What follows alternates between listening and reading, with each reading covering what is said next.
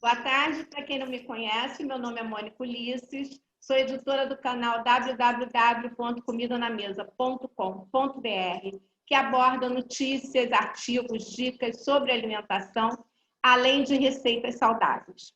Nós estamos trazendo profissionais da área de alimentação para falar com a gente sobre este segmento. E hoje nós temos aqui a presença da doutora Manuela Dolinski. Manuela é presidente do Conselho Regional de Nutricionistas da 4ª Região, que abrange o Rio de Janeiro e Espírito Santo, nutricionista graduada pela UFRJ, doutora em Ciências pela Escola Paulista de Medicina, professora da Universidade Federal Fluminense, além de autora de diversos livros na área de nutrição dietética. Doutora, muito obrigada por ter aceitado o convite para falar com a gente.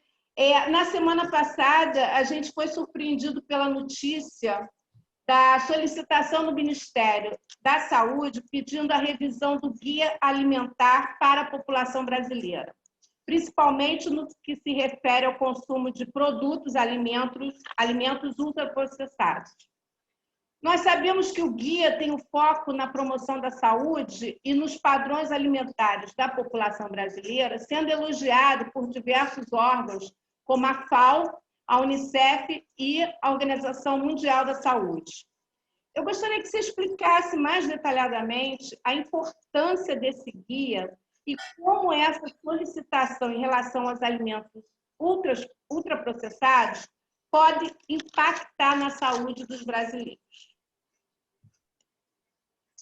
Boa tarde, Mônica. Nós que agradecemos aí o convite, é um grande prazer sempre falar para os nutricionistas da população em geral sobre a alimentação saudável e as notícias, né, recentes.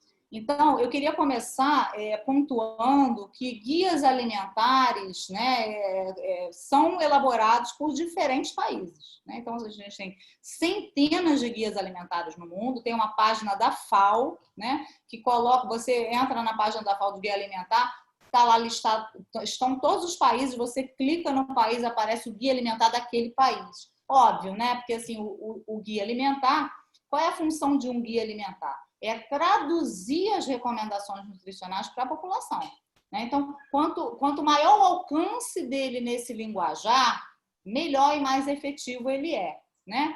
E o nosso guia alimentar, quer dizer, o Guia Alimentar para a População Brasileira, é a segunda edição dele, a segunda versão, né? A gente já teve uma primeira versão, e é um guia alimentar bastante elogiado no mundo, né? E quando eu falo mundo, eu não estou falando só de nutricionistas, muito pelo contrário, né? Eu estou falando aqui de saúde pública, eu estou falando aqui de outras áreas de formação, sobre, não só do segmento da saúde, né? É um guia elogiado em todo mundo, porque é o primeiro guia no mundo que coloca uma evidência científica tão alarmante, que né, qual o panorama? Não dá para descolar o guia de um panorama epidemiológico, né? Ou seja, o que mais matam as pessoas, do que as pessoas mais adoecem na atualidade. A gente tem lá também na página da Organização Mundial de Saúde as 10 principais causas de mortalidade no mundo inteiro. Então, você vê no mundo e vem nas localidades específicas. O que eu tenho para contar? Que nos 3 primeiros lugares de mortalidade no mundo e no Brasil também estão as doenças cardiovasculares, né? Doenças que mais adoecem, mais matam a nossa população, seguida de outras doenças crônicas, como o próprio câncer, né? Então, a gente tem as seguintes evidências, aí eu estou falando de centenas de artigos científicos publicados, artigos científicos de metodologia padrão ouro, né? Como, por exemplo, os ensaios clínicos controlados, como os estudos longitudinais que acompanham uma população por anos, enfim, são considerados aí padrão ouro. Esses estudos mostram que o consumo de alimentos industrializados impactou nesse desfecho de mortalidade, né? Então, a gente tem assim, as pessoas deixaram de preparar seus alimentos em suas cozinhas, passaram a consumir alimentos industrializados, né? No movimento que a gente chamou de transição nutricional, que não é só isso é só uma parte, né? Impactaram na transição epidemiológica. Então, antigamente, a gente morria muito mais por doenças infecciosas Hoje a gente morre mais por doenças crônicas que são causadas pelo excesso de consumo desses alimentos industrializados. E o primeiro guia alimentar que mencionou isso e conseguiu classificar os alimentos conforme seu nível de processamento foi o Guia Alimentar para a População Brasileira, com a classificação nova, que é uma classificação adotada por vários grupos de pesquisa de universidades do mundo, né? Que coloca ali o alimento com a classificação de in natura ou minimamente processado. Esses a gente deve pautar o nosso consumo alimentar. Está lá posto no guia. E não é só no Guia Alimentar para a População Brasileira. Se a gente consultar aqueles mais de 100 guias que eu falei para vocês dos diferentes países, todos eles falam isso de uma forma ou de outra. Faça da sua base da alimentação alimentos in natura, vegetais ou alimentos minimamente processados, né? Depois a gente tem a classificação dos processados, que são quando esses alimentos in natura sofreram algum tipo de processamento, mas eles ainda estão presentes ali, você consegue observá-los. E os ultraprocessados, que são aqueles alimentos que têm um número grande de ingredientes, né? Em sua maioria são ingredientes que não têm qualidade nutricional, ou seja, são alimentos ricos em calorias, sódio, olha só, o que mais mata é doença cardiovascular, hipertensão arterial e início disso tudo. Sódio, açúcar, gordura trans, né? E muitos componentes químicos, conservantes, aromatizantes, edulcorantes e, pior de tudo, pobre em vitaminas, minerais, fitoquímicos e outros compostos necessários para a manutenção da saúde, né? Dando um exemplo para os leitores, poderiam ser os refrigerantes, é isso? Sim.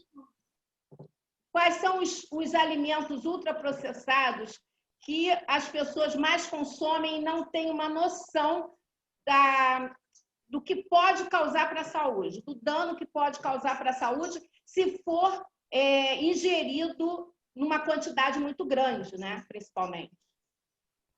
Sim, a base do consumo deve ser essa que eu falei. Você deu um excelente exemplo de alimentos ultraprocessados, refrigerantes, né?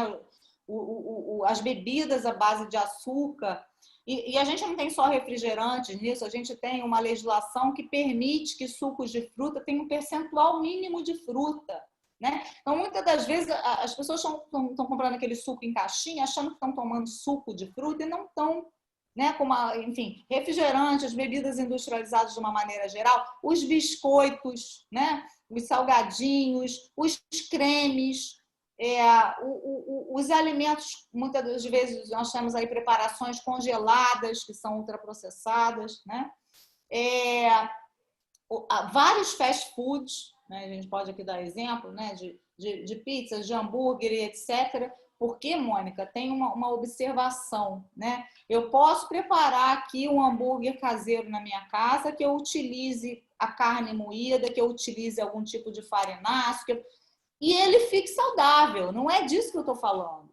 Eu estou falando daquele hambúrguer que você tem comprometimento em nível de ingredientes e, mais do que isso, que a indústria usa equipamentos que chegam a temperaturas que você jamais consegue chegar no fogão da sua casa. E que, portanto, tem alterações de matriz alimentar importantes, né? Então, outro dia eu vi aí uma divulgação do primeiro biscoitinho, que era um biscoitinho para criança de 8 meses. Criança de 8 meses não tem que comer biscoitinho, né? Ela tem que estar com uma fruta na mão, né? Ela tem que estar com os alimentos in natura ou as preparações que a gente faça em nível de culinária dentro da nossa própria cozinha, né? Então, os alimentos ultraprocessados são todos esses alimentos industrializados que, infelizmente, são bem baratos, né? Se a gente tocar aí nessa questão do custo, porque fazê-los é extremamente barato também. As matérias-primas são muito baratas. Esses salgadinhos são à base de milho, normalmente milho ou soja, que são as nossas principais monoculturas no Brasil, que são monoculturas que utilizam transgênicos e um excesso de agrotóxicos, né? Então, além disso tudo que a gente está falando, presente no ultraprocessado, a gente ainda tem como base uma matéria-prima de baixíssima qualidade, né? Entendi. No caso, então, o guia, ele está acessível para as pessoas, né? Porque pode baixar no PDF tudo, dando orientações nutricionais para a população brasileira, né?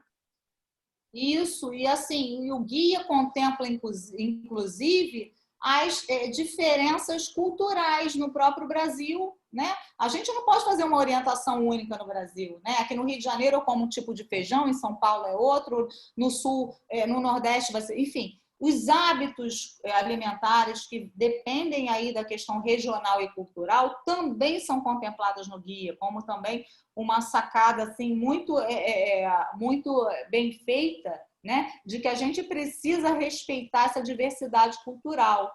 Isso aparece em diferentes guias, né? Se você vê o do Japão, o do Canadá, é muito interessante, né?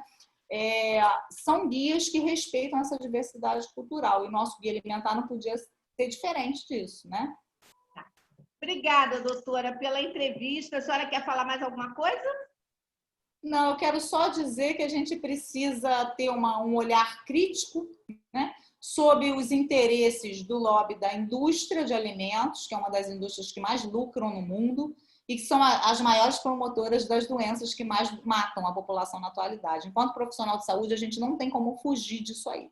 Tá, Mônica? Doutora, muito obrigada pela sua participação.